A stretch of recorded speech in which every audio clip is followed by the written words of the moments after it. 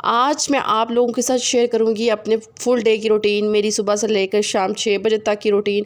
आज मैं जल्दी उठ गई थी 6:30 बजे, क्योंकि आज मेरे हस्बैंड ने सबसे पहले जाना था अपने ऑफिस, और उसके बाद मैंने फ़ौहर को भी उठा लिया था, क्योंकि कारी साहब आ जाते हैं 10 बजे ना। तो फिर ये होता है कि जब इसको उठाते उठाते भी मुझे 1 घंटा लग जाता है, इसलिए फिर मैंने यही रात को सोचा था कि मैंने सुबह मशीन लगानी है। अच्छा, मैं ना रात को ही मशीन लगाती हूँ, लेकिन बाज़ दफ़ा मुझे इतनी बातें सुननी पड़ती है ना कि तुम दिन को क्या करती हो, तुम को दिन को सोई रहती हो, तुम मशीन ही दिन को लगाती, रात को क्यों लगाती हो। तो अभी तकरीबन 6:30 बजे का टाइम था, मैंने सुबह उठते साथ ही मशीन लगाई, और मशीन क्या 6:30 बजे धूप हमारे सर पे पड़ी थी। इतनी ज़्यादा गर्मी थी। अभी मेरे हस्बैंड चले गए थे ऑफिस, क्योंकि आजकल उनको जल्दी जाना होता है। कहते हैं 8 बजे बहुत ज़्यादा धूप हो जाती है, तो कोशिश करते हैं जल्दी चले जाए तो जल्दी वापस आ जाए करें ना। फिर मैंने क्या किया कि मैंने सबसे पहले अपने, अभी 1 हफ़्ता ही हुआ था बेडशीट चेंज किए हुए, तो फिर मैंने आज नहीं चेंज की, क्योंकि मैंने कहा कि अगले दिन चेंज किया। रोज़ बेडशीटें चेंज करना भी मुझे अब पता नहीं क्या हो रहा है, मेरे पास इतनी ज़्यादा बेडशीट्स हैं। तो उसके बाद यहाँ पे मैंने झाड़ू लगाना है, और उसके बाद मोटा मोटा आज काम करूँ, क्योंकि मैंने रात को ही अपने माइंड में ये चीज़ सेट कर ली थी कि मैंने सुबह उठते साथ ही मशीन लगानी है। जब आप ये चीज़ अपने माइंड में सेट कर लेते हैं ना, फिर ज़्यादा काम ना क्या करें। इतनी ज़्यादा गर्मी है, और फिर अपना ख्याल रखना बहुत ज़्यादा, ये टाइम जो होता है ना फिर मुश्किल लग रहा होता है। तो मेरा ये दिल था कि तकरीबन 10 बजे से पहले पहले या 9 बजे से पहले पहले मैंने अपने घर के तमाम काम ख़त्म कर लेने हैं। और अल्हम्दुलिल्लाह आप कोशिश किया करें 10 बजे तक सारे काम कर लिया करें, हांडी रोटी सब कुछ डन करके रख लिया करें। मैं ज़्यादातर खाना जो है ना वो रात के टाइम बनाती हूँ, फिर उसको जो हमने खाना होता है वो खा लेते हैं, बाकी मैं फ्रीज़र में रख देती हूँ, फ्रिज में रख देती हूँ, फिर हम वही सालन गर्म करके दिन का टाइम खा लेते हैं। तो मैंने तो अपनी ये रूटीन बनाई हुई है, और आप लोग बताएं, आप लोगों ने ये रूटीन बनाई हुई है कि नहीं। अस्सलाम वालेकुम, कैसे हैं आप सब लोग। उम्मीद करती हूँ आप सब ठीक ठाक होंगे, मज़े में होंगे। अल्हम्दुलिल्लाह से मैं भी ठीक ठाक हूँ। अच्छा, यहाँ पे तकरीबन मैंने झाड़ू भी लगा लिया था, और साथ मैंने बेडशीट भी सही, एक्स्ट्रा चीज़ें आप रूम से उठा लेना, आपका रूम बहुत अच्छा और साफ़ सुथरा लगना शुरू हो जाता है। बहुत ज़्यादा शुक्रिया, कल वाली वीडियो को आपने बहुत ज़्यादा पसंद किया, और मुझे बहुत ज़्यादा मैसेजेस किया, आप लोगों ने कमेंट किए कि आप डिमोटिवेट ना हुआ करें, हम आपके साथ हैं। बहुत ज़्यादा शुक्रिया। जो मेरी वीडियो हर जगह से देख रहे होते हैं उनका मैं दिल से शुक्रिया अदा करती हूँ, और आप लोग मुझे ज़रूर बताया करें कि आप मेरी वीडियो कहाँ से देख रहे हैं, ताकि मुझे पता चलता है कि ये बंदा वाकई में मेरे साथ एक्टिव है कि नहीं एक्टिव ना। उसके बाद जी मैंने यहाँ पे थोड़ी सी मोप लगा ली थी, क्योंकि आगे ना गंदे पाँव लग गए हुए थे। फिर मैंने कहा कि मोप लगा लेती हूँ, सबसे पहले मैं बाहर जाके जो कपड़े हैं ना वो धो लेती हूँ। अच्छा, मौसम थोड़ा सा ठंडा पड़ता था, थोड़ा सा गर्म था, जैसे 6:30 बजे का टाइम होता है। धूप जो असल वाली होती है ना वो 8 बजे तक निकलती है, सही सख्त धूप हमारे सर पे पड़ने वाली। तो मेरी ये कोशिश थी कि मैं उससे पहले पहले जितने भी काम है ना वो कर लेती हूँ। अच्छा, कपड़े इतने ज़्यादा जमा हुए थे, इतने ज़्यादा जमा हुए थे। ईद की 1 दिन पहले मैंने मशीन लगाई थी, और ईद को तकरीबन 1 हफ़्ता हो गया। तो एक मैंने ना यही किया कि मैं आज मशीन लगाती हूँ आज, लेकिन गर्मी और लाइट ऑफ होने की वजह से मैंने मशीन कोई नहीं लगाई है। डेली कहती हूँ शाम को लगाती हूँ, लेकिन आज मैंने फिर लगा ही ली। अच्छा, कल मैंने आप लोगों को बताया था ना, मेरे बेटे ने ना वो जिससे हम नहाते हैं ना वो वाली बाल्टी तोड़ दी। तो इतनी ज़ोर से उसने फेंकी थी कि वो बाल्टी टूट गई नीचे से। तो फिर मैं ये कोशिश करती हूँ कि मैं जैसे बचत कर सकती हूँ ना, कोई क्या करूँ मैं 30-40 रुपये में भी गुजारा कर लूँगी, मैं 100 रुपये में भी गुजारा कर लूँगी। मैं अपनी जूता टूटा होगा ना मैं उसको अल्फ़ी लगा के जोड़ लूँगी, वही पहन लूँगी। क्योंकि मैं चाहती हूँ जिस हालात से मैं गुजरी हूँ ना, मुझे अब जितना हो सकता है मैं सेविंग कर सकूँ ना, तो मेरे लिए बेहतर है।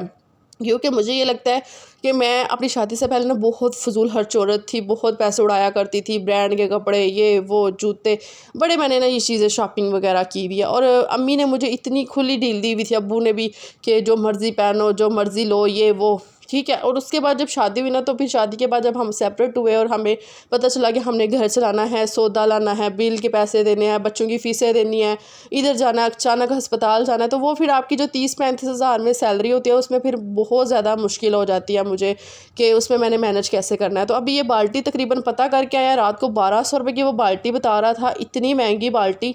ये बाल्टी 500-600 रुपये की मिलती थी, जो उन्होंने 1200 रुपये की बताई है, सेम इसी तरह की। तो मैंने अब यही कहा कि वो जो $1 शॉप नहीं होती जो सेल होती है, वहाँ से जाके पता करोगे। लेकिन शाह वाले भाई 1200 रुपये की ये बाल्टी दे रहे थे। फिर मैंने अपने हस्बैंड को बोला रहने दे, मैं कोई जुगाड़ करूँगी। अच्छा, मैं कोशिश करती हूँ कि कोई ना कोई जुगाड़ किया करूँ जो मैं अपने पैसे बचत कर सकूँ, जिससे मैं अपनी सेविंग कर सकूँ ना। चलो यार, बाल्टी ना सही, अगर ये जुगाड़ मेरे काम आ गया तो मेरा 1000 रुपया बच ही जाएगा ना। चलो फिर हम ले ही लेंगे जब सैलरी मिलेगी, क्योंकि इस दफ़ा ईद थी, और ईद पे ज़्यादा छोटे मोटे खर्चे होते रहते हैं। फिर कहीं आना जाना, किसी को ईद दे देनी या किसी से मुलाकात हो जानी, वो पैसे लग जाते हैं। अभी सिर्फ़ और सिर्फ मेरे पास बिल के पैसे पड़े हुए हैं, जो मेरा बिल अभी तक आया नहीं है। और मुझे इतना डर लग रहा है, इतना डर लग रहा है, क्योंकि हमने इस दफ़ा एसी बहुत ज़्यादा चलाया है, और मुझे ये डर लग रहा है कि इस दफ़ा हमारा बिल 8 से 10 हज़ार के अंदर अंदर आएगा। मैं इतनी परेशान हूँ, और मैंने सिर्फ़ और सिर्फ 2000 रुपया साइड पर रखा हुआ है। मैं आगे ये सोच रही थी, बस अल्लाह ताला हम अब में जो है ना हमारे रिज़्क़ में बरकत दे। और आप लोग मुझे पूछते हैं ना कि आपकी यूट्यूब की इनकम का क्या बना, यूट्यूब की इनकम आई या नहीं आई। मैं आप लोगों के साथ सच्ची बात बताऊं, यूट्यूब की इनकम एक ऐसी चीज़ है कि जहाँ पे आप मेहनत करते रहते हैं ना पूरे 6 महीने 7 महीने, तो तब जाके आपकी इनकम आती है। और अभी तो मेरा चैनल मोनेटाइज हुए आई थिंक 4 महीने में, और 4 महीनों के बाद यूट्यूब की इनकम आना वो उनकी आती है जिनके व्यूज़ मिलियन पे या लाखों पे जाते हैं। हमारे 1,000 व्यूज़ पे समझे पैसे ही नहीं मिलते हैं, या आधे डॉलर भी नहीं मिलता। तो इस तरह करके होता है। और ये जो मैं आप लोगों को डिमोटिवेट नहीं कर रही, जो न्यू यूट्यूबर है, इस पे बड़ी मेहनत है। अगर आप मेहनत करते हो तो कहीं जाके पहुंच जाते हैं इंशाल्लाह। अगर यूट्यूब की इनकम कभी भी आई, मैं आप लोगों के साथ सबसे पहले शेयर करूंगी। और उसके बाद अल्हम्दुलिल्लाह से मैंने जो थे ना सफाइयाँ अंदर से कर ली हुई थी। अभी हमें इतनी ज़्यादा भूख लगी हुई थी कि हमने नाश्ता करना है, सबसे पहले चाय पीनी है, चाय पीने के बाद फिर देखते हैं क्या करना है। तो मैंने अपने बेटे को पैसे देकर भेजे, मैंने कहा जाके सबसे पहले नाश्ता ले आओ। ये दुकान से ना मैं छत से देख रही हूँ, हमारे मोहल्ले में ना सामने कॉर्नर में एक शॉप है, तो वहाँ से जाके ना बकरहानी 3 ले आओ, तो हम वो खा लेते हैं, क्योंकि ब्रेड पड़ी हुई, ब्रेड खाने का मेरा बिल्कुल भी दिल नहीं कर रहा। अच्छा, जो मैंने जुगाड़ लगाया ना, मैं आप लोगों को बताती हूँ। ये जुगाड़ अभी मैं इसको 5 से 6 घंटे के लिए धूप में रखूँगी, ये सख्त हो जाएगा, तो फिर इसके अंदर मैं पानी डाल के रखूँगी। अगर तो ये सक्सेसफुल हुआ तो आप लोग भी ऐसा ही कीजिएगा। कोई भी घर में प्लास्टिक की चीज़ टूट जाती है, मग्गा कप कोई चीज़ भी प्लास्टिक की ऐसे टूट जाती है ना, आप कोशिश करें ऐसे जोड़ लिया करें। कोई बर्तनों वाली टोकरी हो सकती है, कोई भी चीज़, तो या टेबल भी हो सकता है। तो मैंने अभी ये जुगाड़ किया, और उसके बाद जी मैंने सारे घर के जितने भी कपड़े वगैरह थे ना, वो मैंने सारे धो लिए हुए थे। और इतना सुकून मिल गया हुआ था ना, एक आप थोड़ा सा भी काम करते हैं ना, आपके दिल को ज़हनी सुकून मिल जाता है ना, तो मुझे अभी फ़िलहाल वो मिल गया हुआ था। मैं इतनी ज़्यादा खुश हो रही थी कि चलो शुक्र है यार, हमारा काम जो है ना वो ख़त्म हो गया है। तो धूप इतनी ज़्यादा साथ ही, तकरीबन ये टाइम है 8:30 बजे का, और जब मैं अंदर 8:30 बजे आई, मेरे सर में इतनी दर्द हो रही थी ना, अब मेरा दिल कर था कि ठंडे ठंडे पानी से ना नहा लेती हूँ, लेकिन फिर मैं नहीं नहाई, क्योंकि कहते हैं ना कि ठंडा पानी एकदम से नहीं सर पे डालना चाहिए जब आप काम करते हैं धूप में। तो यहाँ पे ना ग्रीन कलर का कवर मैंने अपने हस्बैंड को इतनी दफ़ा बोला कि वो लगवा दे, वो मेरे लिए आसानी हो जाएगी। लेकिन कहाँ यार, जब बंदा अपनी लाइफ में इतना बिजी हो जाए, फिर उनको ये छोटी छोटी चीज़ें याद ही नहीं रहती। मैंने भी फिर कभी फोर्स नहीं किया, क्योंकि मेरा काम जितना भी होता है वो अंदर होता है। कल परसों ना हमारे जो वॉशरूम का ड्रेनर था ना, वो ख़राब हो गया हुआ है, और ड्रेन था ना, उसमें पानी डालते हैं ना, तो वो पानी बिल्कुल बंद हो जाता है। फिर हमने सोडा डाला, गर्म पानी करके डाला, तेज़ाब की बोतलें डाली, फिर भी वो नहीं था खुल रहा। अब पता नहीं उसको क्या हो गया, प्लम्बर को बुलाया, लेकिन देखे वो कहता है कि आगे टाइलें तोड़ के फिर उसको चेक करेंगे, फिर पता चलेगा कि वो क्यों ऐसे हो गया। क्योंकि मैंने कपड़े अंदर वॉशरूम में ही धोने होते हैं, ये तो बाहर जब लगा लिए तो फिर बड़ी मुझे मुश्किल का सामना करना पड़ रहा है। तकरीबन 15-20 दिन हो गए हैं ऐसे करते हुए, कि हम तो टोटके करें कि चलो यार हमारी बचत हो जाएगी, ये प्लम्बर को बुलाएंगे, पैसे देंगे, टाइल तोड़ेगा, ये वो, फिर बड़ा मसले मसाइल हो जाते हैं। सो उसके बाद ये भी मैं अंदर आई, और आते साथ ही सबसे पहले मैंने चाय रखी हुई थी आस्था आंच में, मैंने कहा चाय बन जाती है। अच्छा, चाय भी साथ लगी हुई थी, मैंने थोड़ी सी पत्ती तेज़ थोड़ी सी डाली थी, क्योंकि मेरा ना गर्मियों में चाय पीने से मुझे हफ्की होती है, पता नहीं क्यों, मैं नहीं चाय पसंद करती। लेकिन ये है कि सुबह के टाइम अगर कोई ब्रेड है या कोई बन वगैरह तो मैं चाय पी लेती हूँ, वरना मैं मिल्क शेक या लस्सी वगैरह ही शौक से पीती हूँ। और शादी से पहले भी मेरी अम्मी मिल्क शेक बनाती थी, साथ हम लोग बन खा लेते थे। गर्मियों में हमारी ऐसी रूटीन होती थी। सो उसके बाद यहाँ पे बकरहानिया फ़हर लेकर आया था, तो फ़हर को मैंने 500 रुपये दिया था। मैंने कहा ये 500 रुपये ले जाओ, 400 रुपये वापस ले आना, 100 रुपये का नाश्ता ले आओ। अच्छा, यहाँ पे फिर उनके पास अंडे कोई नहीं थे, मैंने अंडे भी मंगवाए थे। और यहाँ पे वो जब लेकर आया ना बकरहानिया, मैं यहाँ पे देख रही थी इतनी छोटी छोटी, हम जो बेकरी से मंगवाते हैं ना वो फिर इतनी बड़ी होती है, वो 40 रुपये की होती है ये, और ये भी मेरे ख्याल में 40 रुपये की थी, 40 रुपये की थी या 30 रुपये की थी, आई थिंक याद नहीं है मुझे, 30 रुपये की होंगी। तो उसके बाद जी यहाँ पे हम अभी बैठ के माँ बेटा नाश्ता करते हैं। बहुत ज़्यादा थकावट हो गई थी, क्योंकि आज हम सुबह के उठे हुए थे। मैंने कहा कि फ़हर के कारी साहब ने ना 10 बजे आ जाना होता है, तो 10 बजे तक मैं ना अपने सारे काम कर लेती हूँ। मेरी यही कोशिश होती है कि जितने भी काम होते हैं ना, फिर बंदा रिलैक्स हो के अपने बच्चे को पढ़ाता है, खुद भी उसको थोड़ी सी तवज्जो बच्चों को दी जाए ना, तो बच्चे पढ़ते रहते हैं पास बैठ के।